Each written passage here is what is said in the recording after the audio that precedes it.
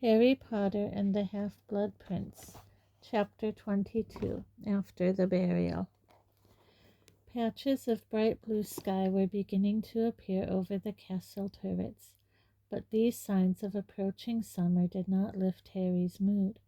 He had been thwarted, both in his attempts to find out what Malfoy was doing and in his efforts to start a conversation with Slughorn that might lead, somehow, to Slughorn handing over the memory he had apparently suppressed for decades. For the last time, just forget about Malfoy, Hermione told Harry firmly. They were sitting with Ron in a sunny corner of the courtyard after lunch. Hermione and Ron were both clutching a Ministry of Magic leaflet, Common Apparition Mistakes and How to Avoid Them, for they were taking their tests that very afternoon, but by and large the leaflets had not proved soothing to the nerves. Ron gave a start and tried to hide behind Hermione as a girl came round the corner. "It isn't lavender," said Hermione wearily. "Oh, good," said Ron, relaxing. "Harry Potter," said the girl, "I was asked to give you this." "Thanks." Harry's heart sank as he took the small scroll of parchment. Once the girl was out of earshot, he said, "Dumbledore said we wouldn't be having any more lessons until I got the memory." "Maybe he wants to check on how you're doing," suggested Hermione as Harry unrolled the parchment, but rather than finding Dumbledore's long, narrow, slanting writing, he saw an untidy sprawl, very difficult to read due to the presence of large blotches on the parchment where the ink had run. "Dear Harry, Ron, and Hermione, Aragog died last night. Harry and Ron, you met him, and you know how special he was. Hermione, I know you'd have liked him. It would mean a lot to me if you'd nip down for the burial later this evening. I'm planning on doing it round dusk. That was his favorite time of day. I know you're not supposed to be out that late, but you can use the cloak. Wouldn't ask, but I can't face it alone. Hagrid." "Look at this," said Harry, handing the note to Hermione. "Oh, for heaven's sake," she said, scanning it quickly and passing it to Ron, who read it through, looking increasingly incredulous. "He's mental," he said furiously. "That thing told its mates to eat Harry and me, told them to help themselves, and now Hagrid expects us to go down there and cry over its horrible hairy body." "It's not just that," said Hermione. "He's asking us to leave the castle at night, and he knows security is a million times tighter and how much trouble we'd be in if we were caught." "We've been down to see him by night before," said Harry. "Yes, but for something like this," said Hermione, "we've risked a lot to help Hagrid out, but after all, Aragog's dead. If it were a question of saving him, I'd want to go even less," said Ron firmly. "You didn't meet him, Hermione. Believe me, being dead will have improved him a lot." Harry took the note back and stared down at the inky blotches all over it. Tears had clearly fallen thick and fast upon the parchment. "Harry, you can't be thinking of going," said Hermione. "It's such a pointless thing to get detention for." Harry sighed. "Yeah, I know," he said. "I suppose Hagrid'll have to bury Aragog without us." "Yes, he will," said Hermione, looking relieved. "Look, potions will be almost empty this afternoon with all of us off doing our tests. Try and soften Slughorn up a bit then." 57th time lucky, you think?" said Harry bitterly. "Lucky," said Ron suddenly. "Harry, that's it. Get lucky." "What do you mean?" "Use your lucky potion." "Ron, that's it," said Hermione, sounding stunned. "Of course. Why didn't I think of it?" Harry stared at them both. "Felix Felicis?" he said. "I don't know. I was sort of saving it." "What for?" demanded Ron incredulously. "What on earth is more important than this memory, Harry?" asked Hermione. Harry did not answer. The thought of that little golden bottle had hovered on the edges of his imagination for some time. Vague and unformulated plans that involved Ginny splitting up with Dean, and Ron somehow being happy to see her with a new boyfriend, had been fermenting in the depths of his brain, unacknowledged except during dreams or the twilight time between sleeping and waking. "Harry, are you still with us?" asked Hermione. "Well, yeah, of course," he said, pulling himself together. "Well, okay. If I can't get Slughorn to talk this afternoon, I'll take some Felix and have another go this evening." "That's decided, then," said Hermione briskly, getting to her feet and performing a graceful pirouette. "Destination, determination, deliberation," she murmured. "Oh, stop that," Ron begged her. "I feel sick enough as it is. Quick, hide me." "It isn't lavender," said Hermione impatiently as another couple of girls appeared in the courtyard and Ron dived behind her. "Cool," said Ron, peering over Hermione's shoulder to check. "Blimey, they don't look happy, do they?" "They're the Montgomery sisters, and of course they don't look happy. Didn't you hear what happened to their little brother?" said Hermione. "I'm losing track of what's happening to everyone's relatives, to be honest," said Ron. "Well, their brother was attacked by a werewolf. The rumor is that their mother refused to help with the Death Eaters. Anyway, the boy was only 5, and he died in St. Mungo's. They couldn't save him." "He died?" repeated Harry, shocked. "But surely werewolves don't kill, they just turn you into one of them." "They sometimes kill," said Ron, who looked unusually grave now. "I've heard of it happening when the werewolf gets carried away." "What was the werewolf's name?" said Harry quickly. "Well, the rumor is that it was Fenrir Greyback," said Hermione. "I knew it. The maniac who likes attacking kids, the one Lupin told me about," said Harry angrily. Hermione looked at him bleakly. "Harry, you've got to get that memory," she said. "It's all about stopping Voldemort, isn't it? These dreadful things that are happening are all down to him." The bell rang overhead in the castle, and both Hermione and Ron jumped to their feet, looking terrified. "You'll do fine," Harry told them both as they headed towards the entrance hall to meet the rest of the people taking their apparition test. "Good luck." "And you too," said Hermione with a significant look as Harry headed off to the dungeons. There were only 3 of them in potions that afternoon: Harry, Ernie, and Draco Malfoy. "All too young to apparate just yet?" said Slughorn genially. "Not turned 17 yet?" They shook their heads. "Ah, well," said Slughorn cheerily, "as we're so few, we'll do something fun. I want you all to brew me up something amusing." "That sounds good, sir," said Ernie sycophantically, rubbing his hands together. Malfoy, on the other hand, did not crack a smile. "What do you mean, amusing?" he said irritably.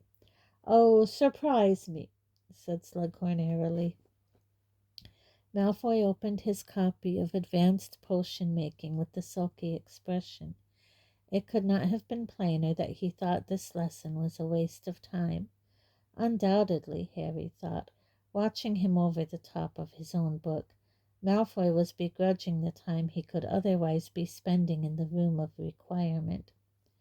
Was it his imagination, or did Malfoy, like Tonks, look thinner? Certainly he looked paler. His skin still had that grayish tinge, probably because he so rarely saw daylight these days. But there was no air of smugness or excitement or superiority, none of the swagger that he had had on the Hogwarts Express, when he had boasted openly of the mission he had been given by Voldemort. There could be only one conclusion, in Harry's opinion. The mission, whatever it was going badly.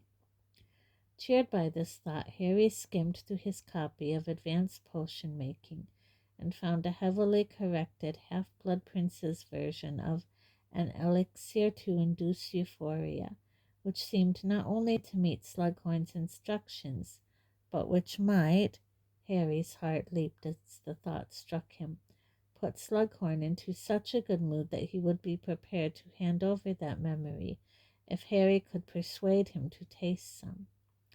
"Well, now, this looks absolutely wonderful," said Slughorn, clapping his hands together an hour and a half later, as he stared down into the sunshine-yellow contents of Harry's cauldron. "Euphoria, I take it? And what's that smell? You've added just a sprig of peppermint, haven't you? Unorthodox, but what a stroke of inspiration, Harry. Of course, that would tend to counterbalance the occasional side effects of excessive singing and nose tweaking. I really don't know where you get these brainwaves, my boy, unless—" Harry pushed the Half-Blood Prince's book deeper into his bag with his foot. "It's just your mother's genes coming out in you." "Oh, yeah, maybe," said Harry, relieved. Ernie was looking rather grumpy, determined to outshine Harry for once. He had most rashly invented his own potion, which had curdled and formed a kind of purple dumpling at the bottom of his cauldron. Malfoy was already packing up, sour-faced. Slughorn had pronounced his hiccuping solution merely passable. The bell rang, and both Ernie and Malfoy left at once. "Sir," Harry began, but Slughorn immediately glanced over his shoulder when he saw that the room was empty but for himself and Harry. He hurried away as fast as he could. Professor, don't you want to taste my called Harry desperately. But Slughorn had gone. Disappointed, Harry emptied the cauldron, packed up his things, left the dungeon, and walked slowly back upstairs to the common room. Ron and Hermione returned in the late afternoon. "Harry!" cried Hermione as she climbed through the portrait hole. "Harry, I passed!" "Well done," he said. "And Ron?" He just failed," whispered Hermione as Ron came slouching into the room looking most morose. "It was really unlucky, a tiny thing. The examiner just spotted that he'd left half an eyebrow behind.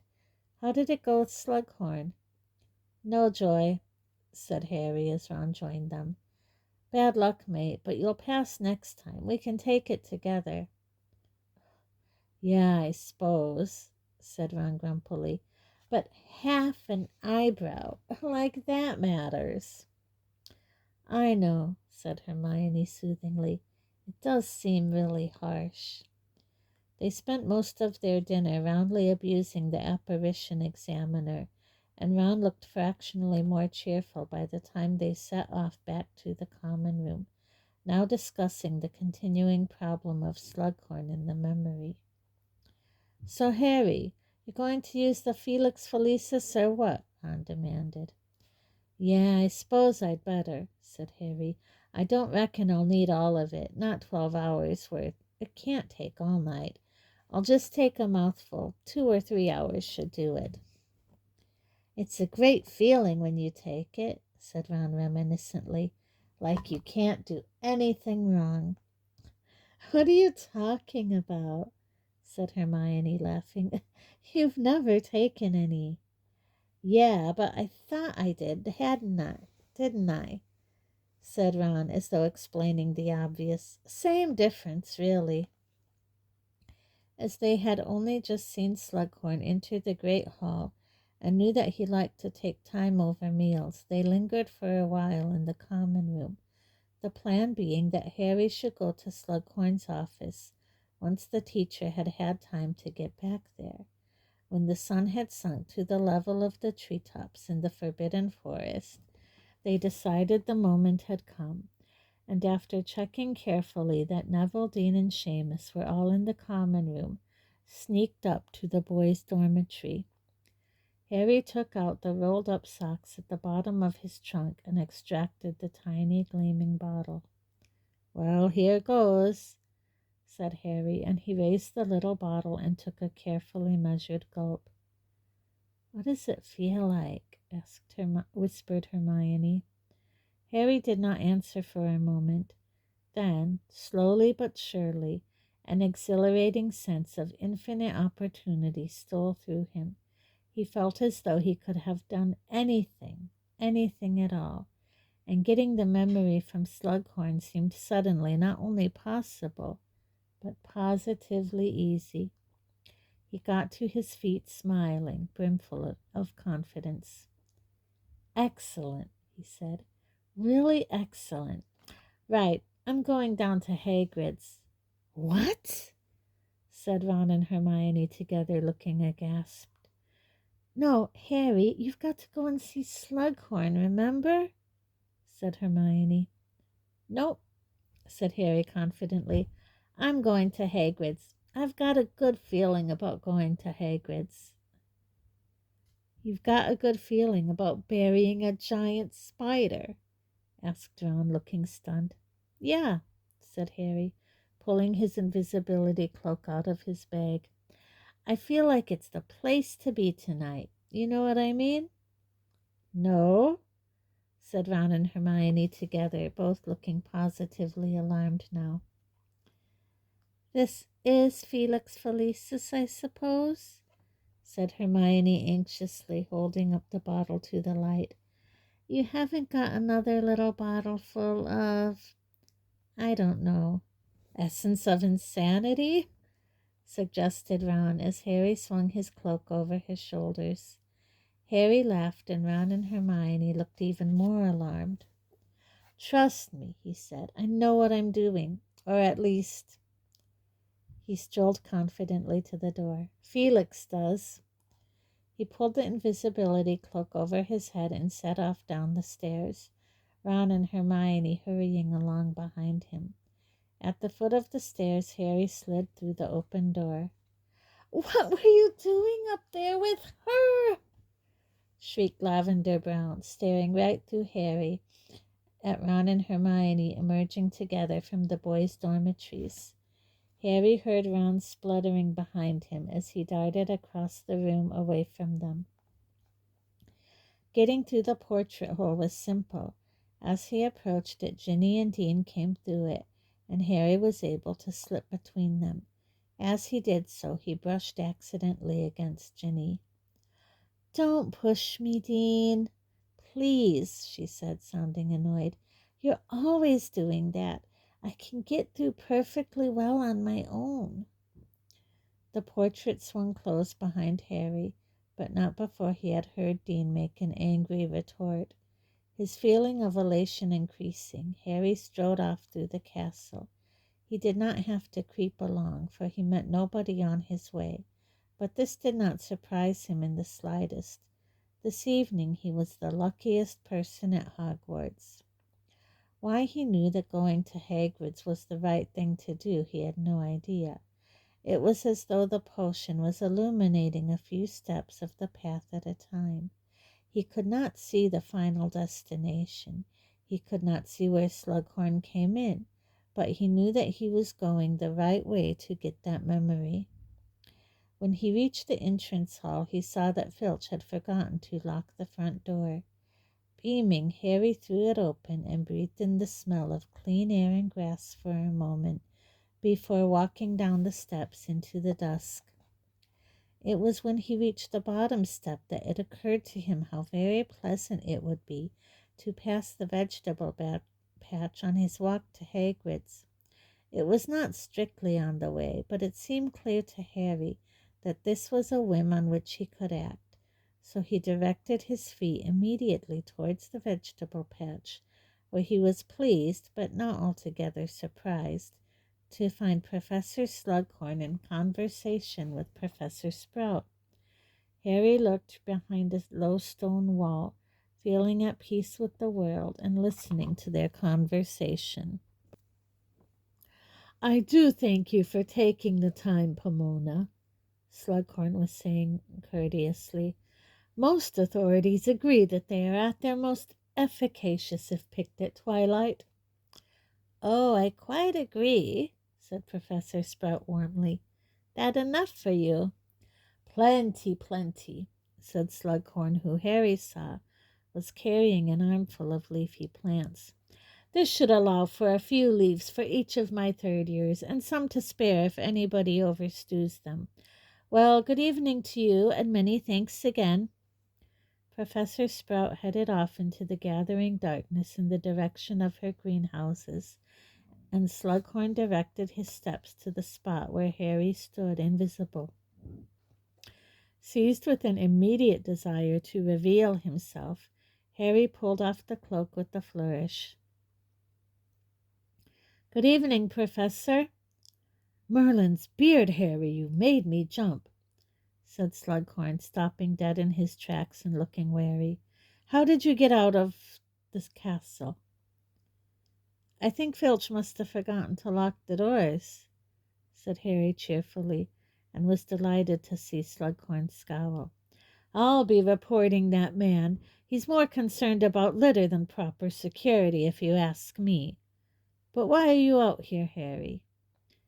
Well, sir, it's Hagrid, said Harry, who knew that the right thing to do just now was to tell the truth. He's pretty upset, but you won't tell anyone, Professor. I don't want trouble for him. Slughorn's curiosity was evidently aroused. Well, I can't promise that, he said gruffly, but I know that Dumbledore trusts Hagrid to the hilt, so I'm sure he can't be up to anything very dreadful. Well, it's this giant spider. He's had it for years. It lived in the forest. It could talk and everything. I heard rumors there were Acromantula in the forest, said Slughorn softly, looking over at the mass of black trees. It's true, then? Yes, said Harry, but this one, Aragog, the first one Hagrid ever got, it died last night. He's devastated. He wants company while he buries it, and I said I'd go. Touching, said Slughorn absent-mindedly, his large droopy eyes fixed upon the distant lights of Hagrid's cabin. But Acromantula venom is very valuable. If the beast has only just died, it might not yet have tried out. Of course, I wouldn't want to do anything insensitive if Hagrid is upset, but if there were any way to procure some, it's almost impossible to get venom from an Acromantula while it's alive. Slughorn seemed to be talking more to himself than Harry now. Seems an awful waste not to collect it. Might get 100 galleons a pint. To be frank, my salary is not large. And now Harry saw clearly what was to be done. Well, he said with a most convincing hesitancy, well, if you wanted to come, Professor, Hagrid would probably be really pleased. Give Aragog a better send-off, you know. Yes, of course, said Slughorn, his eyes now gleaming with enthusiasm. I tell you what, Harry, I'll meet you down there with a bottle or two. We'll drink the poor beast's, well, not health, but we'll send it off in style anyway, once it's buried. And I'll change my tie. This one is a little exuberant for the occasion. He bustled back into the castle, and Harry sped off to Hagrid's, delighted with himself. You came, croaked Hagrid when he opened the door and saw Harry emerging from the invisibility cloak in front of him. Yeah, Ron and Hermione couldn't, though, said Harry. They're really sorry. Don't matter. He'd have been touched you're here, though, Harry.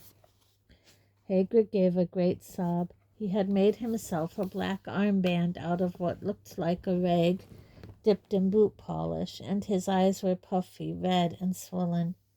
Harry patted him consolingly on the elbow, which was the highest point of Hagrid he could easily reach. Where are we burying him? He asked. The forest?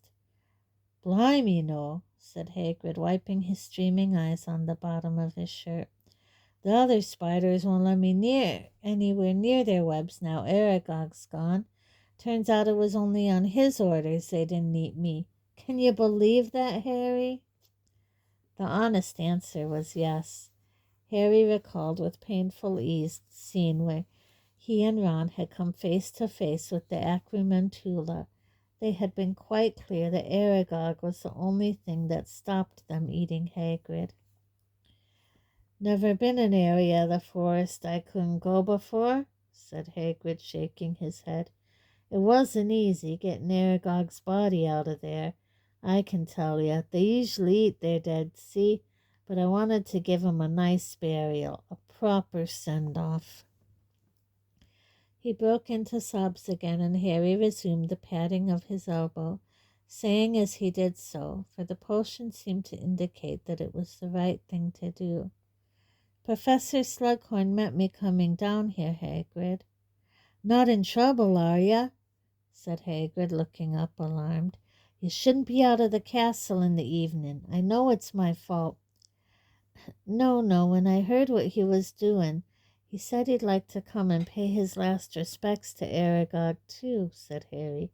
"He's gone to change into something more suitable, I think, and he said he'd bring some bottles so we can drink to Aragog's memory." "Did he?" said Hagrid, looking both astonished and touched. That's right nice of him, that is, and not turning you in either.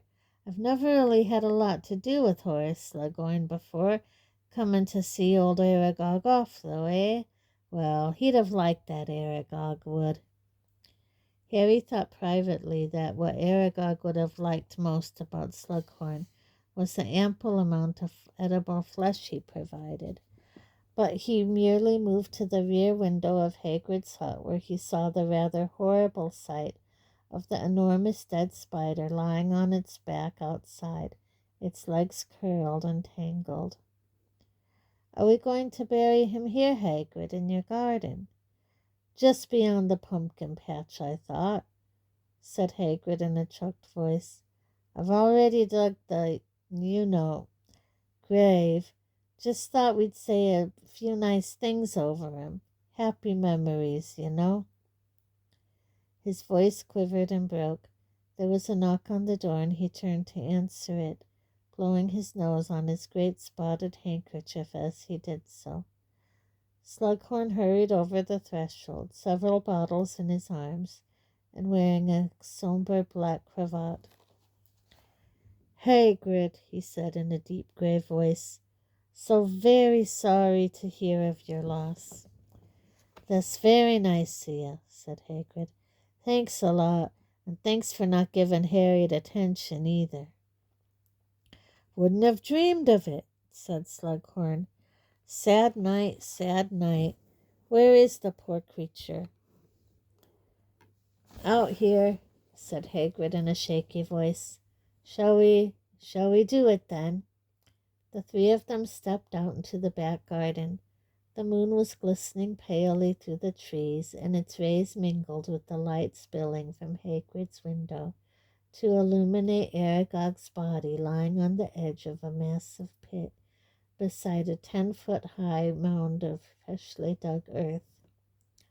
"Magnificent," said Slughorn, approaching the spider's head, where 8 milky eyes stared blankly at the sky, and 2 huge curved pincers shone motionless in the moonlight.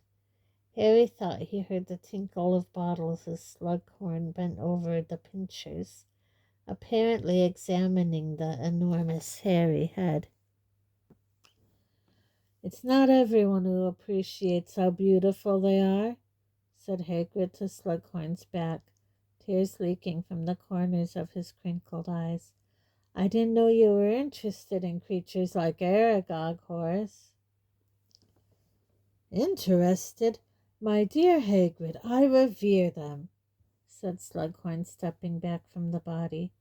Harry saw the glint of a bottle disappear beneath his cloak, though Hagrid, mopping his eyes once more, noticed nothing. "Now, shall we proceed to the burial?" Hagrid nodded and moved forwards. He heaved the gigantic spider into his arms, and with an enormous grunt rolled it into the dark pit. It hit the bottom with a rather horrible crunchy thud. Hagrid started to cry again. "Of course it's difficult for you, who knew him best," said Slughorn, who, like Harry, could reach no higher than Hagrid's elbow, but patted it all the same. "Why don't I say a few words?" He must have got a lot of good quality venom from Aragog, Harry thought, for Slughorn wore a satisfied smirk as he stepped up to the rim of the pit and said in a slow, impressive voice, "Farewell, Aragog, king of arachnids, whose long and faithful friendship those who knew you won't forget. Though your body will decay, your spirit lingers on in the quiet, web-spun places of your forest home. May your many-eyed descendants ever flourish, and your human friends find solace for the loss they have sustained." That was beautiful, howled Hagrid, and he collapsed onto the compost heap, crying harder than ever. "There, there," said Slughorn, waving his wand so that the huge pile of earth rose up and then fell, with a muffled sort of crash, onto the dead spider, forming a smooth mound. "Let's get inside and have a drink. Get on his other side, Harry. That's it. Up you come, Hagrid. Well done." They deposited Hagrid in a chair at the table. Fang, who had been skulking in his basket during the burial, now came padding softly across to them and put his heavy head into Harry's lap as usual.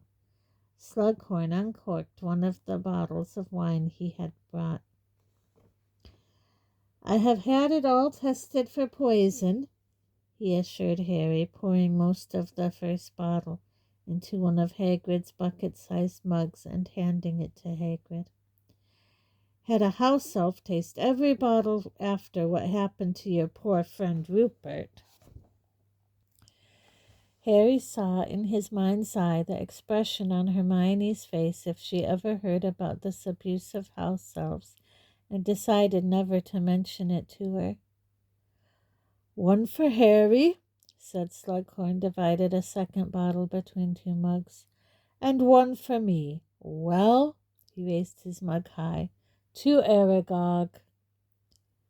"Aragog," said Harry and Hagrid together. Both Slughorn and Hagrid drank deeply. Harry, however, with the way ahead illuminated for him by Felix Felicis, knew that he must not drink, so he merely pretended to take a gulp and then set the mug back on the table before him.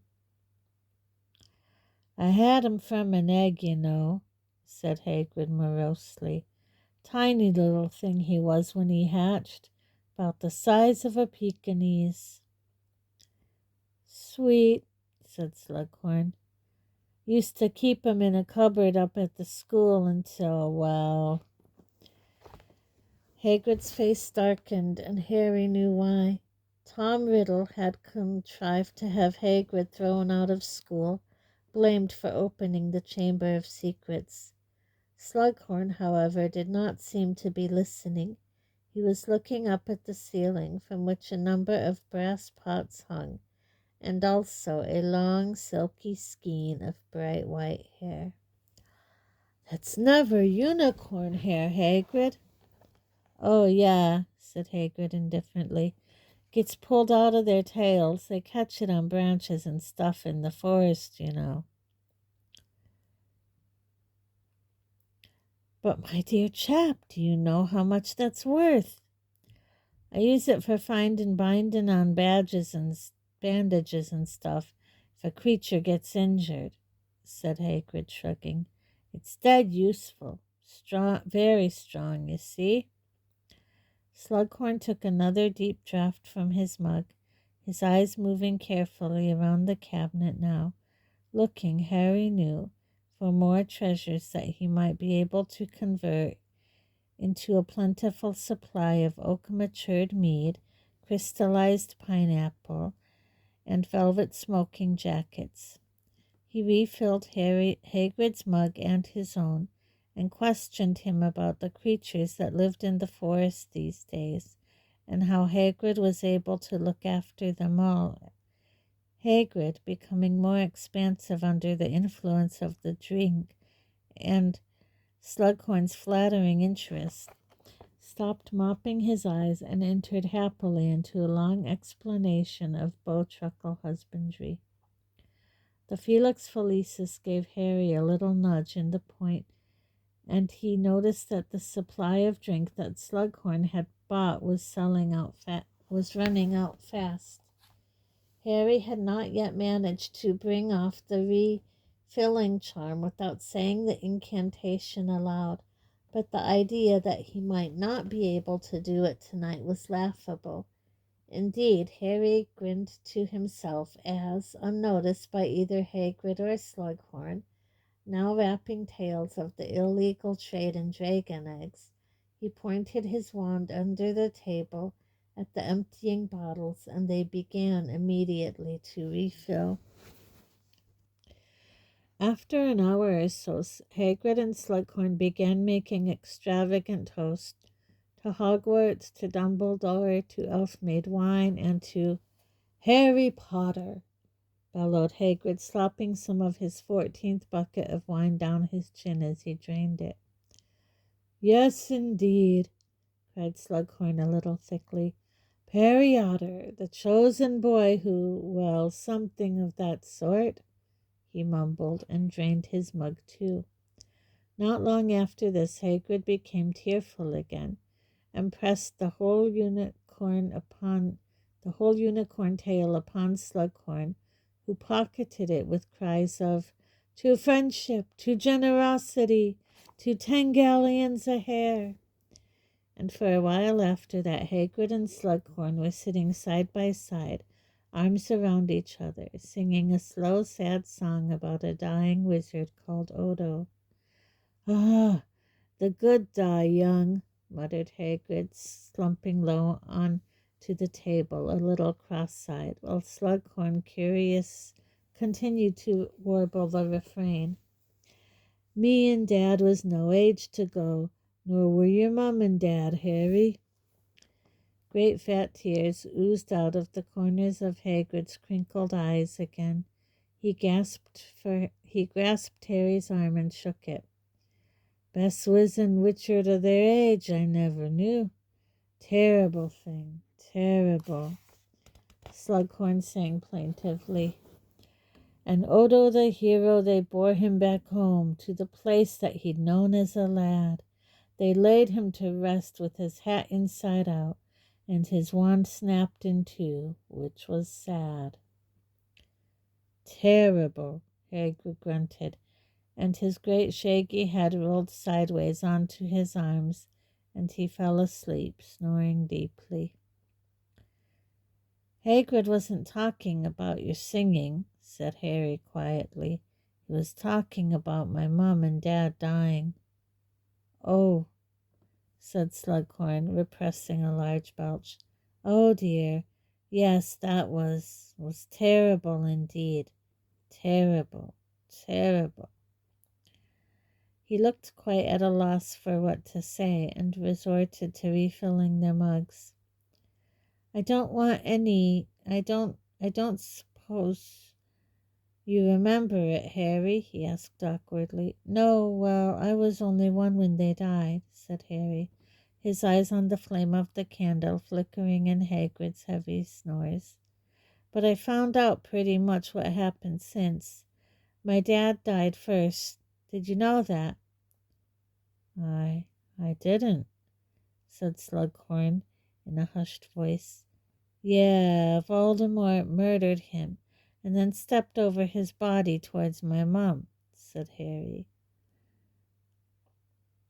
Slughorn gave a great shudder.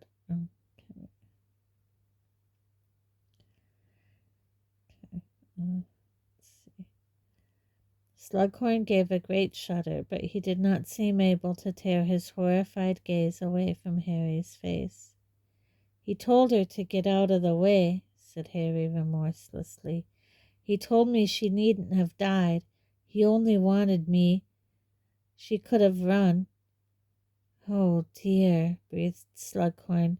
She needn't. That's awful. It is, isn't it? Said Harry in a voice barely more than a whisper. But she didn't move. Dad was already dead, but she didn't want me to go too. She tried to plead with Voldemort, but he just laughed. That's enough, said Slughorn suddenly, raising a shaking hand. Really, my dear boy, enough. I'm an old man. I don't need to hear. I don't want to hear. I forgot, lied Harry, Felix Felicis leading him on. You liked her, didn't you? Liked her, said Slughorn, his eyes brimming with tears once more. I don't imagine anyone who met her wouldn't have liked her. Very brave, very funny. It was the most horrible thing. But you won't help her son, said Harry. She gave me her life, but you won't give me a memory. Hagrid's rumbling snores filled the cabin. Harry looked steadily into Slughorn's tear-filled eyes. The potions master seemed unable to look away. Don't say that, he whispered. It isn't a question. If it were to help you, of course, but no purpose can be served. It can, said Harry clearly. Dumbledore needs information. I need information. He knew he was safe. Felix was telling him that Slughorn would remember nothing of this in the morning. Looking Slughorn straight in the eyes, Harry leaned forwards a little. I am the chosen one. I have to kill him. I need that memory. Slughorn turned paler than ever. His shiny forehead gleamed with sweat. You are the chosen one? Of course I am, said Harry calmly. But then, my dear boy, you're asking a great deal. You're asking me, in fact, to aid you in your attempt to destroy... You don't want to get rid of the wizard who killed Lily Evans? Harry, of course I do, but you're scared he'll find out you helped me. Slughorn said nothing. He looked terrified. Be brave like my sister, Professor. Be brave like my mother, Professor. Slughorn raised a pudgy hand and pressed his shaking fingers to his mouth. He looked for a moment like an enormously overgrown baby. I am not proud, he whispered through his fingers.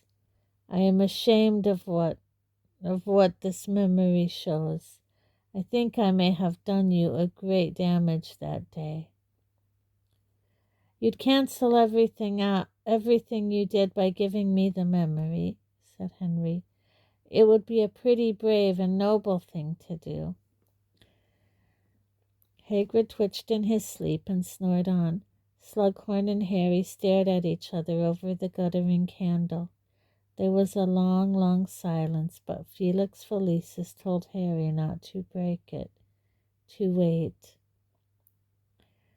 Then, very slowly, Slughorn put his hand in his pocket and pulled out his wand. He put his other hand inside his chest, inside his cloak, and took out a small empty bottle.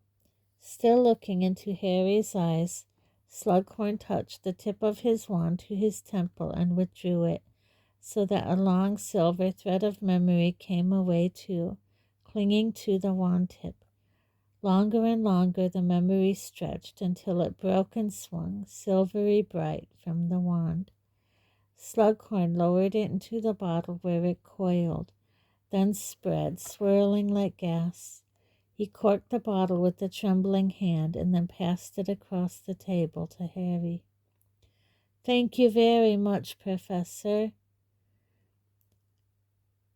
You're a good boy, said Professor Slughorn, tears trickling down his fat cheeks into his walrus mustache.